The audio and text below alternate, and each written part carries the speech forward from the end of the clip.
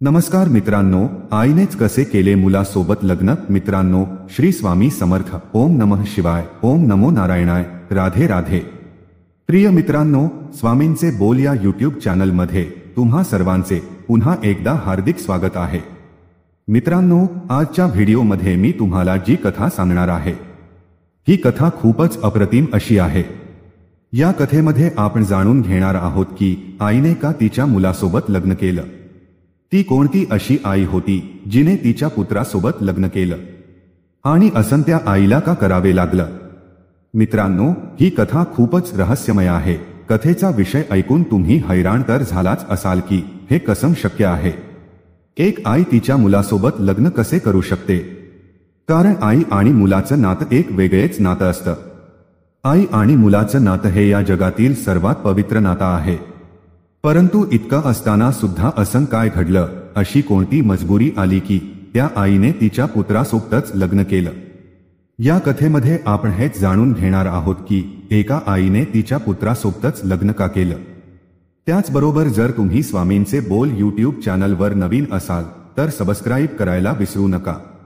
चला तर मित्रांनो, आपण आपल्या कथेकडे वळूया. प्रिय मित्रांनो, तुम्हा सर्वांना सटवाई आई ही माहीतच असेल. सटवाई आई ही सर्वांचे भाग्य लिहित असते, सर्वांचं नशीब लिहित असते.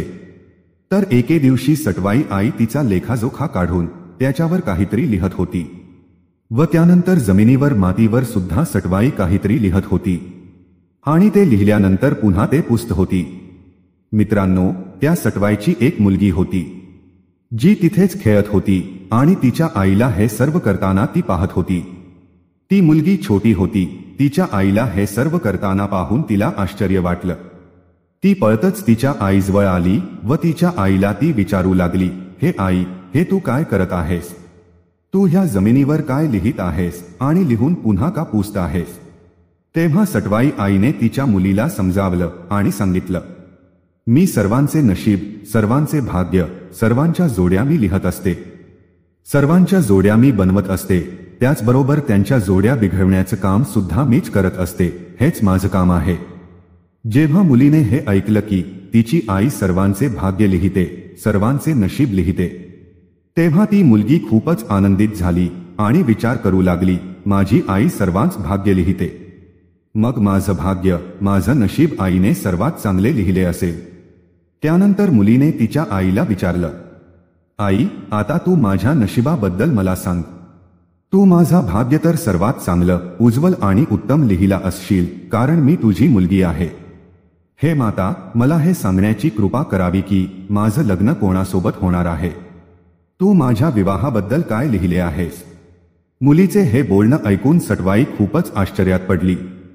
आई मुलीला सांगू इच्छित नव्हती. ती गप्प बसली.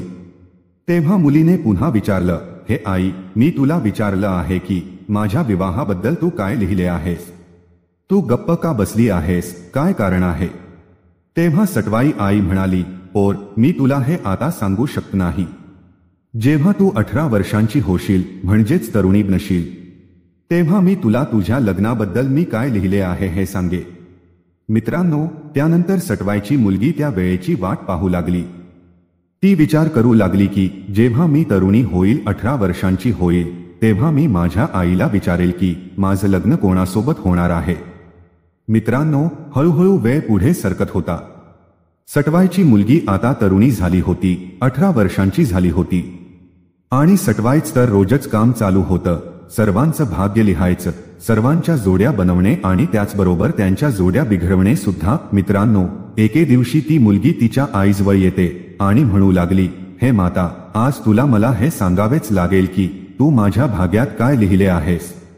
मला माहित आहे की तू माझा भाग्य खूप चांगल्या प्रकारे लिहिले असशील, कारण मी तुझी मुलगी आहे. हे माता, तू मला हे सांगण्याची कृपा कर की माझा विवाह कोणासोबत होणार आहे. जेव्हा मुलीने विचारलं तेव्हा सटवाई म्हणाली, हो बाळा, आज मी तुला सांगणार आहे. सटवाई म्हणू लागली, पोरी, तुझा विवाह तुझ्या पुत्रासोबतच होणार आहे. मित्रांनो, सटवाई आईचे हे बोल ऐकून ती मुलगी घाबरली. तिच्या चेहऱ्यावरील रंग पूर्णपणे फिका पडला आणि तिला राग सुद्धा आला. रागात ती म्हणू लागली, हे माते, तू खोटं बोलत आहेस. तू माझ्या नशिबात हे असलं नको ते लिहिले आहेस का. आणि जर ही सत्य गोष्ट असेल तर मग तू कसल्या हृदयाची आई आहेस? मी तुझी स्वतःची मुलगी आहे, तरी देखील तू माझे भाग्य असे लिहिले आहेस. माझं लग्न माझ्याच पत्रासोबत होईल असं भाग्य तर कोणी दुश्मनाचे सुद्धा लिहित नाही. तू हे खोट बोलत आहेस हे मला चांगलंच माहीत आहे. तेव्हा सटवाई आई म्हणते, नाही मुली, मी खरं बोलत आहे. हेच तुझ्या भाग्यात लिहिलेले आहे. तेव्हा सटवाईची मुलगी रागात म्हणू लागली, हे माते, मी तुझे हे बोलणे खरं म्हणू शकत नाही. असं कधीच होऊ शकत नाही. माझा विवाह कधीच माझ्या मुलासोबत होणार नाही. सटवाई आई म्हणाली, पोरी, तू कितीही राग कर, कितीही क्रोध कर, परंतु मी जे काही लिहिले आहे तेच होणार आहे. तुझा विवाह तुझ्याच पुत्रासोबत होणार आहे. आईचे हे बोलणं ऐकून ती मुलगी म्हणू लागली, हे माता, जर असं असेल तर मग मी लग्न करणार नाही. मी माझ्या पूर्ण आयुष्यात लग्नच करणार नाही. मग जर मी लग्नच केलं नाही तर मला पुत्रच होणार नाही. आणि जेव्हा मला पुत्रच होणार नाही मग माझे लग्न माझ्या पुत्रासोबत कसं होईल?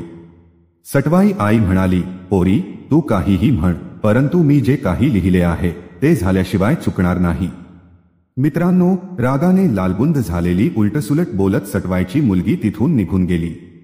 त्यानंतर सटवाईच्या मुलीने विचार केला, मी आता इथे राहणार नाही. मी जंगलात जाऊन झोपडी बनवून तिथे राहते. मी कुठल्याही पुरुषाचा कधीच चेहरा पाहणार नाही. त्याची सावली सुद्धा माझ्यावर पडू देणार नाही. मग इतकं सर्व केल्यावर मी पाहतेच की मला पुत्र कसा होतो. असा विचार करून सटवाईची मुलगी जंगलात गेली व तिथे जाऊन झोपडी बनवून ती राहू लागली. आणि अशा ठिकाणी ती गेली जिथे एकही पुरुष जात नव्हता. ती विचार करत होती की मी माझा चेहरा कुठल्याही पुरुषाला दाखवणार नाही किंवा कुठल्याही पुरुषाचा चेहरा सुद्धा पाहणार नाही. त्याची सावली सुद्धा माझ्यावर पडू देणार नाही. मित्रांनो, अशाच प्रकारे सटवाईच्या मुलीचे आयुष्य जंगलात व्यतीत होत होत.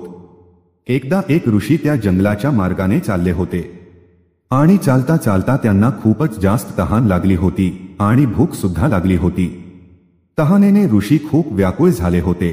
त्यांना त्या जंगलामध्ये एक झोपडी दिसली.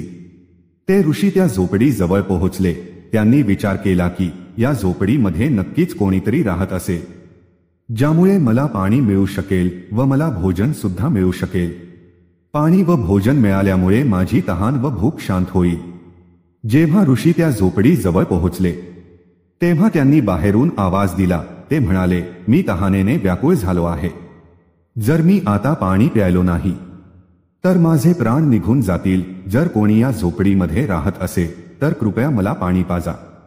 बाहेरून आवाज येतो हे ऐकून त्या सटवाईची मुलगी बाहेर आली, परंतु तिने तिचा चेहरा पूर्णपणे झाकला होता, कारण तिला तिचा चेहरा कोणालाही दाखवायचा नव्हता. येताना सोबती पाण्याचा एक कळस घेऊन आली आणि झोपडीच्या बाहेर आणून तिने तो कळस ठेवून दिला आणि म्हणाली, हे ऋषीमुनी, तुम्ही हे पाणी पिऊन घ्या. मित्रांनो, ऋषी ते पाणी प्यायला व त्यामुळे त्याची तहान शांत झाली.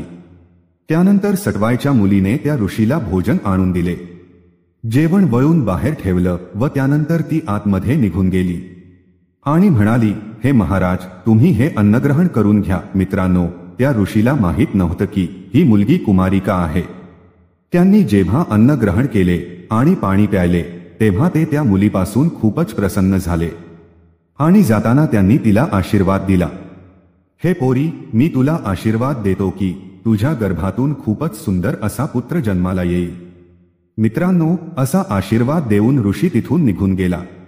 मित्रांनो, त्या ऋषीच्या आशीर्वादाने त्या सटवाईच्या मुलीने गर्भधारण केला आणि वेळ भरल्यानंतर तिने तिच्या गर्भातून एका मुलाला जन्म दिला.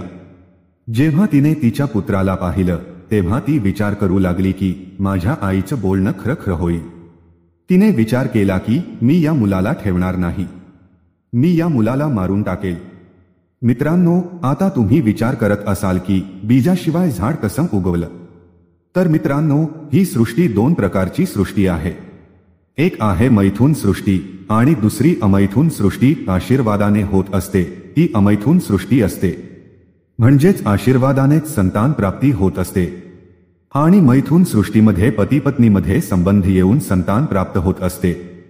आशीर्वादातून जी संतान प्राप्ती होते त्याला अमैथुन सृष्टी असे म्हणतात. तर मित्रांनो, अशा प्रकारे त्या ऋषीच्या आशीर्वादाने सटवायच्या मुलीला एका पुत्राची प्राप्ती झाली होती व ती विचार करत होती की मी या पुत्राला ठेवणार नाही, मी याला मारून टाकेल. मित्रांनो, तिने तिच्या मुलाला एका कपड्यांमध्ये गुंडाळलं आणि त्याला मारण्यासाठी ती तिथून बाहेर निघाली. चालत चालत ती एका गावात पोहोचली जिथे एका कुंभाराचे घर होते आणि त्या घराच्या बाहेर त्या कुंभाराचा आवा होता. मित्रांनो, आवा त्याला म्हणतात ज्यामध्ये कुंभार त्याची भांडी शिजवत असतो. आवा म्हणजे एक भट्टीत असते. त्या आवामध्ये भांडी ठेवलेली होती आणि सकाळी त्या भट्टीला आग लावण्याची पूर्णपणे तयारी झालेली होती. सटवाईच्या मुलीने विचार केला की हे कुंभाराचे घर आहे आणि हा सकाळी या भट्टीला आग लावेल. तर मित्रांनो, त्या सटवाईच्या मुलीने तिच्या मुलाला त्या कुंभाराच्या भट्टीमध्ये ठेवले. सकाळी जेव्हा कुंभार भट्टीला आग लावेल तेव्हा त्या भट्टीमध्ये माझा मुलगा सुद्धा जळून खाक होईल व अशा प्रकारे सर्व कहाणी इथे संपून जाईल. मग मी पण पाहते की माझे लग्न माझ्या पुत्रासोबत कसे होतो. मी पण पाहतेच माझ्या आईचं बोलणं सत्य कसं होतं. हा विचार करून तिने त्या मुलाला त्या आवामध्ये ठेवलं आणि गुपचूप रात्री तिच्या झोपडीमध्ये निघून गेली. मित्रांनो, दुसऱ्या दिवशी सकाळी तो कुंभार त्याच्या आवामध्ये आग लावण्यासाठी पत्नीला सोबत घेऊन येतो आणि जशी तो आग लावण्याची तयारी करतो तेव्हा त्या भट्टीमध्ये असणारा मुलगा रडू लागतो. कुंभार आणि कुंभारणीला समजलं की यामधून एका मुलाच्या रडण्याचा आवाज येत आहे. तेव्हा त्यांना आश्चर्य वाटले. त्यांनी आग लावण्यापूर्वी सर्व भट्टी उघडली तेव्हा त्यांनी पाहिलं की त्यामध्ये एक मुलगा आहे. मित्रांनो, तो कुंभार आणि कुंभारणीच्या घरामध्ये सुद्धा संतती नव्हती. कुंभाराच्या पत्नीने त्या मुलाला तिच्या कुशीत उचललं आणि ती खूपच आनंदी झाली. ती देवाचे आभार व्यक्त करू लागली. ती म्हणू लागली, हे प्रभू, तुमचे खूप आभार आहे. तुमच्या कृपेने आज आम्हाला एक मुलगा मिळाला आहे. स्वतःचा पुत्र समजून कुंभार आणि कुंभारीण त्या पुत्राला सांभाळू लागले. हळूहळू तो मुलगा मोठा होत चालला होता आणि तो मुलगा तेथील राजाच्या मुलासोबत खेळू लागला. त्या मुलाची आणि राजाच्या मुलाची घट मैत्री झाली. हळूहळू तो कुंभाराचा मुलगा तरुण झाला. राजाने पाहिलं की कुंभाराचा हा मुलगा माझ्या मुलाचा खूपच चांगला मित्र आहे. तेव्हा हे पाहून राजा खूपच प्रसन्न झाला व राजाने त्या कुंभाराच्या मुलाला त्याच्याजवळ नोकरी दिली. राजाने कुंभाराच्या मुलाला घोडे पाळण्याची नोकरी दिली. मित्रांनो, आता तो कुंभाराचा मुलगा घोड्यांच्या तबेल्यात जायचा आणि घोड्यांची सेवा करायचा. त्यांना चरण्यासाठी जंगलात घेऊन जायचा. हेच त्याचं काम होतं. हळूहळू तो मुलगा पूर्णपणे युवक बनला होता. तो मुलगा खूपच सुंदर होता. एके दिवशी तो मुलगा तबेल्यातून एक घोडा जंगलामध्ये घेऊन गेला आणि तो तिथेच पोहोचला जिथे त्या सटवायची मुलगी झोपडी बनवून त्या जंगलामध्ये राहत होती. तिथे जाऊन जेव्हा तो घोडा गवत खात होता व त्याच्यासोबत त्या कुंभाराचा मुलगा होता तेव्हा ती सटवाईची मुलगी झोपडीतून बाहेर आली. जेव्हा सटवाईच्या मुलीने त्या कुंभाराच्या मुलाला पाहिले तेव्हा त्याचं सौंदर्य पाहून ती मोहित झाली. ती विचार करू लागली की हा मुलगा खूपच सुंदर आहे आणि जर मी लग्न करेल तर फक्त याच्यासोबतच करेल. मित्रांनो, तो कुंभाराचा मुलगा त्याच ठिकाणी पुढचे 2-3 दिवस घोड्याला चरण्यासाठी नेत असे. एके दिवशी सटवाईची मुलगी त्या मुलाजवळ गेली आणि त्याला तिची सर्व हकीकत सांगितली आणि विचारलं, तू कुठे राहतोस? तेव्हा त्या मुलाने सांगितलं, मी कुंभाराचा मुलगा आहे आणि मी राजाजवळ नोकरी करतो. घोडे चारवणे हे माझं काम आहे, परंतु तू हे सर्व का विचारत आहेस? तेव्हा सटवाईची मुलगी म्हणाली, मला तुझ्या सोबत लग्न करायचं आहे. मी तुला जेव्हापासून पाहिले आहे तेव्हापासून मी तुझ्याकडे मोहित झाले आहे. आता मी तुझ्या वाचून राहू शकत नाही. मला तुझ्या सोबत लग्न करायचे आहे. तेव्हा तो कुंभाराचा मुलगा म्हणाला, जर माझे आईवडील या गोष्टीला राजी झाले तर मी तुझ्यासोबत नक्कीच विवाह करे. तेव्हा सटवाईची मुलगी म्हणाली, ठीक आहे, तू तुझ्या घरी जा आणि तुझ्या आई वडिलांना माझ्याबद्दल सांग. मित्रांनो, त्यानंतर तो मुलगा संध्याकाळी जेव्हा घरी जातो तेव्हा आईवडिलांना सर्व हकीकत सांगतो आणि म्हणतो, जंगलामध्ये एक मुलगी राहते आणि ती माझ्यासोबत विवाह करू इच्छित आहे. ती माझ्याशिवाय जगू शकत नाही. मी काय करू? मित्रांनो, जेव्हा कुंभाराने मुलाचे हे बोलणं ऐकले तेव्हा तो कुंभार राजाजवळ पोहोचला आणि राजाला सर्व हकीकत सांगितली. कुंभाराने सांगितलं की जंगलामध्ये एक मुलगी राहत आहे व ती माझ्या मुलासोबत विवाह करू इच्छित आहे। तेव्हा राजा म्हणाला, ठीक आहे, आपण जंगलात जाऊया आणि त्या मुलीला पाहूया की मुलगी किती सुंदर आहे। राजा आणि कुंभार त्या जंगलामध्ये पोहोचले जिथे ती सटवाईची मुलगी राहत होती। सटवाईची मुलगी झोपडीच्या बाहेर बसलेली होती। राजाने जाऊन त्या मुलीला विचारलं, तू या कुंभाराच्या मुलासोबत लग्न करू इच्छित आहेस का? तेव्हा ती मुलगी म्हणाली, हो, त्याच्याशिवाय मी जगू शकत नाही। मित्रांनो, इतकं ऐकल्यानंतर राजा म्हणाला, ठीक आहे, जर तू या कुंभाराच्या मुलाशिवाय जगू शकत नाहीस, मग मी तुझा आणि या कुंभाराच्या मुलाचा विवाह करून देतो। मित्रांनो, त्यानंतर राजा आणि कुंभार घरी परत येतात। त्यानंतर विवाहाची पूर्ण तयारी होते व त्यानंतर राजा त्या सटवाईच्या मुलीचे लग्न त्या कुंभाराच्या मुलासोबत लावून देतो। मित्रांनो, अशा प्रकारे त्या सटवाईच्या मुलीचं लग्न तिच्याच पुत्रासोबत होतं आणि ती सटवाईची मुलगी तिच्या सासरी म्हणजेच त्या कुंभाराच्या घरी पोहोचते। रात्री जेव्हा कुंभाराचा मुलगा त्याच्या पत्नी जवळ पोहोचतो तेव्हा त्या सटवाईच्या मुलीने त्या कुंभाराच्या मुलाला त्याच्याबद्दल आणखी विचारलं। अनेक पद्धतीने त्याला विचारण्याचा प्रयत्न केला की त्याचं वय किती आहे। तेव्हा तो मुलगा म्हणाला, माझं वय मला माहित नाही, परंतु माझं वय माझ्या आईला नक्कीच माहित असेल। मित्रांनो, सटवाईच्या मुलीने हे त्या कुंभाराच्या मुलाला का विचारलं? कारण जेव्हा तो कुंभाराचा मुलगा त्या सटवाईच्या मुलीच्या जवळ गेला तेव्हा तिला जरा विचित्र वाटलं आणि म्हणूनच तिने त्याला असे विचारलं। त्यानंतर सटवाईच्या मुलीने तिच्या सासूबाईला बोलावलं, हे आई, मला ह्यांचं वय जाणून घ्यायचं आहे। तेव्हा त्या कुंभारणीने सांगितले, हे बघ सुनबाई, मला तर याचे वय किती आहे हे माहित नाही, कारण हा माझा पुत्र नाही। तेव्हा सटवाईची मुलगी म्हणाली, हा तुमचा मुलगा नाही। तेव्हा कुंभारीन म्हणाली, हो पोरी, हा माझा मुलगा नाही। तेव्हा सटवाईची मुलगी म्हणाली, मग हा कोणाचा मुलगा आहे? तेव्हा ती कुंभारीन म्हणाली, सुनबाई, काही वर्षांपूर्वीची गोष्ट आहे। आमच्या घराबाहेर जी भट्टी आहे त्यामध्ये माहित नाही कोणी एक मुलगा कपड्यांमध्ये बांधून त्यामध्ये ठेवून गेले होते। मी भट्टीला जेव्हा आग लावण्यासाठी गेले तेव्हा त्यामधून मुलाच्या रडण्याचा आवाज आला आणि हा तोच मुलगा आहे जो आता तुझ्या समोर आहे। मला माहित नाही की ती कुठली आई होती जी तिच्या स्वतःच्या मुलाला मारण्यासाठी सोडून गेली होती। सासूबाईंचं हे बोलणं ऐकून ती सटवाईची मुलगी आता घाबरली होती। ती सासूबाईंना म्हणाली, तुम्ही मला तो कपडा दाखवू शकाल का ज्यामध्ये त्या मुलाला गुंडाळून त्या भट्टीमध्ये ठेवलं होतं? मित्रांनो, तेव्हा ती कुंभारीन तोच कपडा घेऊन आली ज्यामध्ये तिला तो मुलगा मिळाला होता आणि जसं तिने तो सुनबाई समोर कपडा ठेवला आणि जेव्हा सुनबाईने तो कपडा पाहिला तेव्हा तिच्या पायाखालील जमीन सरकली। ती विचार करू लागली, हे काय झालं? ती खूप घाबरू लागली आणि थरथरू लागली। मित्रांनो, सटवाईच्या मुलीला हे समजलं होतं की हा माझाच मुलगा आहे व आता तिला स्वतःचीच लाज वाटू लागली होती। ती ताबडतोब तिथून उठते व धावत धावत जाऊन त्या भट्टीमध्ये उडी मारते व अशा प्रकारे ती तिचे प्राण संपवते। तर मित्रांनो, देवाची कृपा अशी असते की जिथे अनर्थ होणार असतो, जिथे पाप घडणार असतो, तिथे देव कोणत्या ना कोणत्या रूपाने पोहोचतो आणि ते अनर्थ ते पाप घडण्यापासून थांबवतो। जर देवाने हे सर्व थांबवलं नसतं, जर ती रात्र पार पडली असती तर खूप मोठा अनर्थ घडला असता आणि म्हणूनच देवाने हे मोठे पाप होण्यापासून थांबवले। तर मित्रांनो, हीच होती ती आई जिने तिच्याच पुत्रासोबत विवाह केला होता। असे म्हणतात की सटवाई आई एखाद्याच्या नशिबामध्ये जे काही लिहिते ते कोणीही बदलू शकत नाही।